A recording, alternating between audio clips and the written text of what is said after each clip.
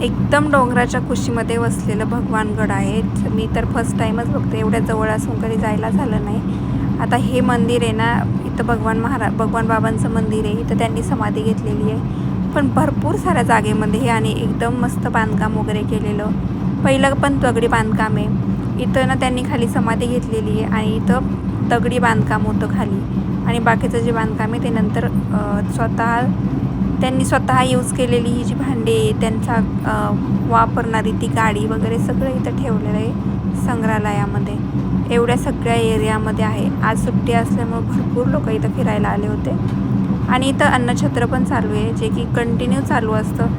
बाहेरचे जे गाव आहेत शेजारी पाजारी, ते सगळेजण इथं रोजच्या रोज भाकरी आणून देतात आणि इथं आमटी बनली जाते.